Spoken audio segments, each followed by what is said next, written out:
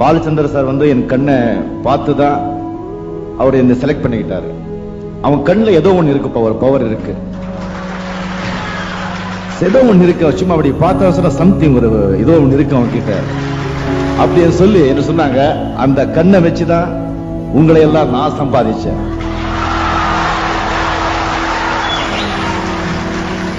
அந்த கண்ணை நான் இப்போ தானம் பண்ணிட்டு இருக்கேன்.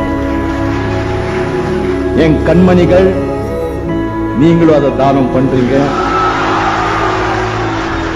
என்னுடைய கண்மணிகள் லட்ச பேர்ல இருக்காங்க. ஆண்டவனுங்கிறது எங்கேயோ நமக்குள்ளதான் இருக்கான். இந்த நான் இப்படி நான் அப்படி இவ்வளவு பணம் பொண்டாட்டி பந்தம் சொந்தம் அது இது அப்படி செய்யணும் ஆசைகள் எல்லாம் வச்சுட்டு அந்த நிம்மதியே இருக்க முடியாது. When ambition ends, then only peace begins. ஆசைகள் எப்போ உங்களுக்கு குறையுதோ அப்போதான் நிம்மதி தானா மேலும். ரொம்ப நாளா என் மனசுல இருக்கிறது. சோ இந்த 1.25 ஏக்கர் இடம் இருக்கிற இந்த ராகவேந்திரா மண்டபத்தை நான் என் பேர்ல இருக்கிற ராகவேந்திரா மண்டபத்தை இந்த ராகவேந்திரா பப்ளிக் சாரிட்டபிள் ட்ரஸ்டுக்கு வந்து எழுதி கொடுத்திருக்கேன்.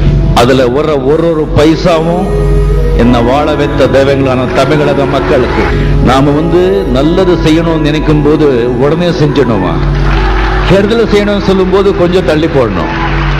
அதனால இந்த நல்ல நாளைக்கு எப்படி இருக்கும் மைண்ட் மாறுமோ தெரியாது. அதனால தான் உடனே உயிர் எழுது. அது சரி, அது ஏன் அனௌன்ஸ் பண்ணணும் அப்படி என்ன?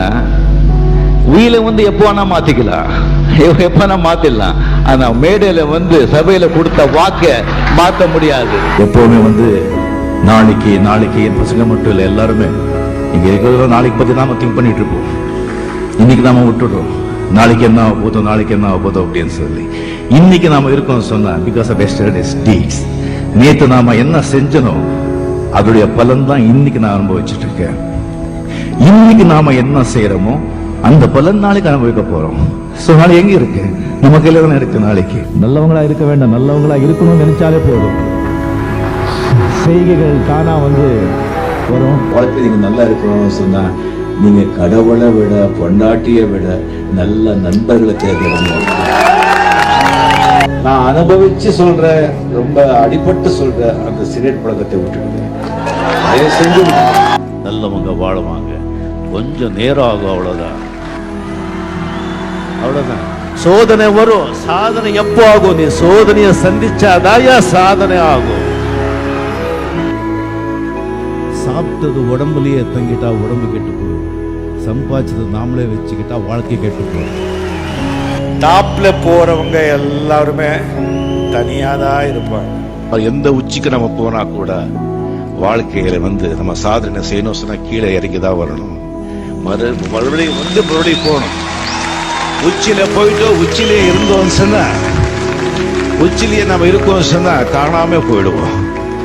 சாதனை பண்றதுக்கு கீழே வரணும். வாழ்க்கையும் அப்படிதான். பல கல்யாணம் பண்ண சந்தோஷம் ஆயிடுச்சு, 60 வருஷம் பையன் சொன்னா பையன் கல்யாணம் பண்றதுக்கும் கீழே இறங்கி வரணும், பொண்ணு கல்யாணம் பண்றதுக்கும் கீழே இறங்கி வரணும்.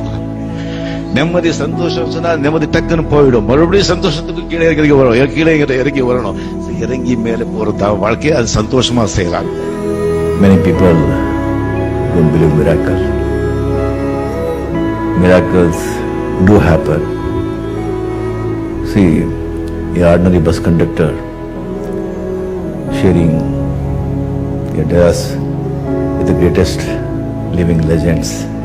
It's a miracle. Miracles do happen.